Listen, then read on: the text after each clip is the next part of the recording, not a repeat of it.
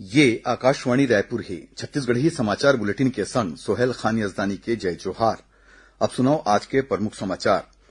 राज्य सरकार हा ऑनलाइन महादेव सट्टा ऐप के जांच सीबीआई ला सौंप दे हे। एकर अधिसूचना जारी कर दे गे हवय। बीजापुर जिला में 25 झिन माओवादी मन हा करीन आत्मसमर्पण और भगवान श्री कृष्ण के जन्मोत्सव जन्माष्टमी आज छत्तीसगढ़ समेत देश के आने आने जगह मन में श्रद्धा और आस्था के संग मनाए जावत है। अब समाचार विस्तार ले। राज्य सरकार हा ऑनलाइन महादेव सट्टा ऐप के जांच सीबीआई ला सौंपे खातिर अधिसूचना जारी कर दे हवय।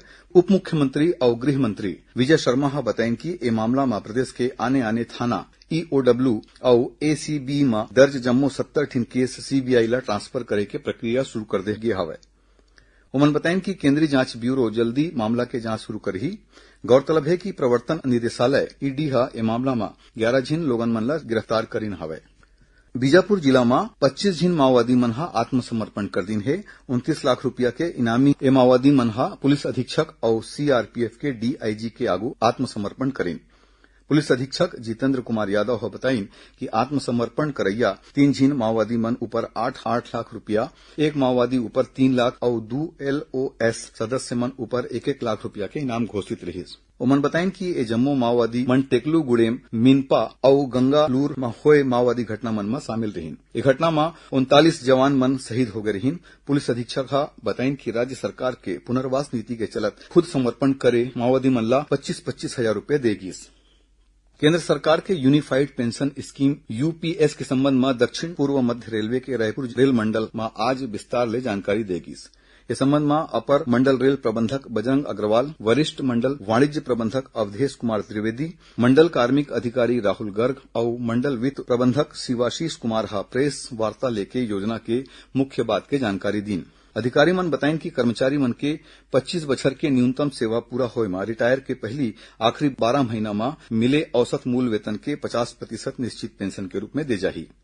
उमन बताइन कि ए वेतन कम से कम 10 बछर के सेवा के बेरा तक सम सेवा अवधि खातिर अनुपातिक होही। उन्हें सुनिश्चित पारिवारिक पेंशन के रूप में कर्मचारी के मौत ले ठीक पहली ओकर पेंशन के 60% दे जाही। पत्रकार वार्ता में बताया गया कि सुनिश्चित न्यूनतम पेंशन के रूप में कम से कम 10 बछर के सेवा के बाद रिटायर होए में 10,000 रुपया हर माह दे जाही। उन्हें औद्योगिक श्रमिक मन खातिर अखिल भारतीय उपभोक्ता मूल्य सूचकांक के आधार में महंगाई राहत दे जाही। एकर अलावा सैन्य कर्मचारी मन के मामला में रिटायर होए के बेरा ग्रेच्युटी के मामला एक मुश्त भुगतान सेवा के हरेक पूरा करेगे 6 महीना खातिर रिटायर होए के तारीख में वेतन और डीए के 10वां हिस्सा दे जाही। ये भुगतान ले सुनिश्चित करेगे पेंशन के धनराशि कम नहीं होही। केंद्र सरकार हा वित्त मंत्रालय के 46,000 रुपया ले ज्यादा के वित्तीय सहायता देवे के दावेदारी करैया लिंक ला फर्जी बताए। एक ठिन सोशल मीडिया पोस्ट में सूचना और प्रसारण मंत्री के फैक्ट चेक इकाई हा फर्जी समाचार के भंडाफोड़ करीन है। इकाई हा बताइन कि एकर संचालन गरीबा मन ला वित्तीय सहायता देवे के आड़ में मैसेजिंग ऐप के जरिया करेगे हवय। संदेश प्राप्त करैया मन ला एक ठिन फर्जी लिंक के जरिया अपन खुद के जानकारी देवर कहेगे हवय। मंत्रालय हा ऐसा कोनो भी दावेदारी के खंडन करत ए लिंक ला फर्जी बताए हवय। दंतेवाड़ा जिला के बारसूर थाना क्षेत्र के केंद्रीय रिजर्व पुलिस बल सीआरपीएफ कैंप में पदस्थ एक झन जवान हा खुदेचला गोली मार के आत्महत्या कर लीन। मिले जानबा के मुताबिक सीआरपीएफ के 195 बटालियन के जवान विपेंद्र चंद्र हा आज बिहनिया अपन बैरक में AK-47 राइफल ले खुद के ऊपर फायर कर दीस। घायल जवान ला तुरते दंतेवाड़ा जिला अस्पताल पहुंचाए गीस, जहां डॉक्टर मन हा ओलामृत घोषित कर दीन। छत्तीसगढ़ी समाचार बुलेटिन आप मन आकाशवाणी रायपुर ले सुनत हवो। छत्तीसगढ़ के खबर ले है आपकी वास्ता और खबर के विश्वसनीयता ले है हमार वास्ता। आकाशवाणी समाचार रायपुर के प्रादेशिक समाचार बुलेटिन के संगे संग हमार समसामयिक कार्यक्रम आप रेडियो के संग अपन मोबाइल में घलो सुन सकत हो। आकाशवाणी समाचार फेसबुक, ट्विटर और यूट्यूब में घलो हावय। हमार फेसबुक पेज हरे Chhattisgarh news on AIR, Twitter handle CGAIR news और हमार यूट्यूब चैनल हरे छत्तीसगढ़ AIR न्यूज। तो अब रेडियो के संगे संग आपके मोबाइल के माध्यम ले हम आप तक पहुंचत हन। छत्तीसगढ़ के हर खबर पर सुनत रहो आकाशवाणी समाचार।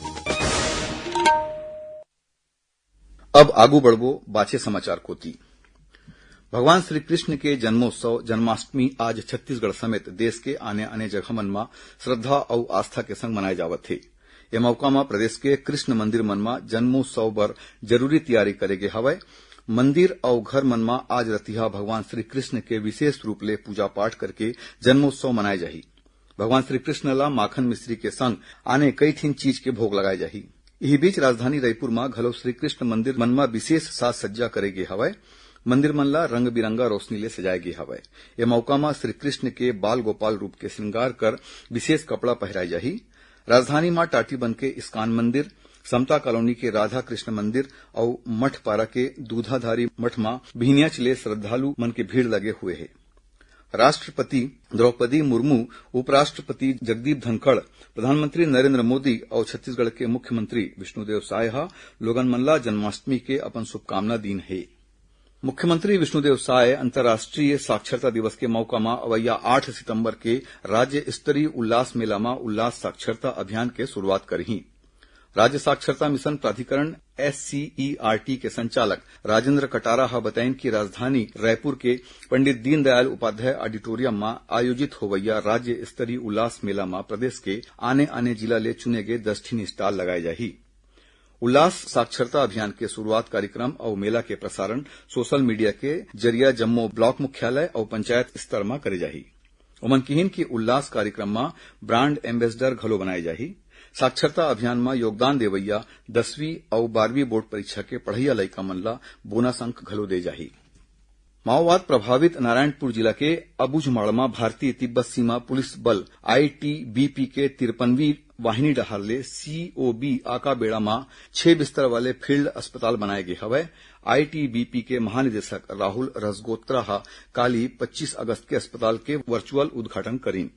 एखर ले जिहां स्थानीय रहिया मन ला अच्छा स्वास्थ्य सुविधा मिलही, उहें सुरक्षाकर्मी मन ला घलो फायदा होही। दुर्ग जिला के पाटन थाना क्षेत्र में काली संझा होइस एक सड़क दुर्घटना में 2 झिन लोगन मन के मौत होगिस। उहें 2 झिन आने मनखे मन घायल होगिन हवय, जेमन ला अस्पताल में भर्ती कराए गे हवय।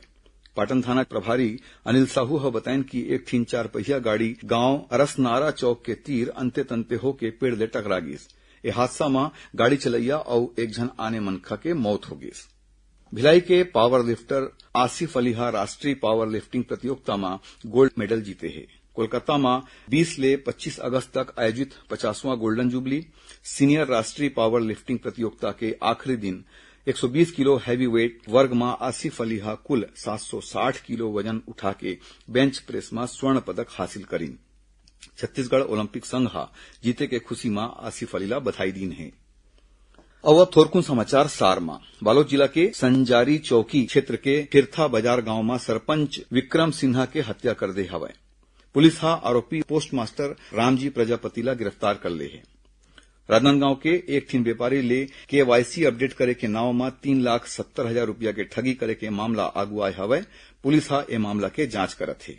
और कोंडागांव जिला के फरसगांव पुलिस एक अंतर्राष्ट्रीय गांजा तस्कर ला गिरफ्तार करीन हवय।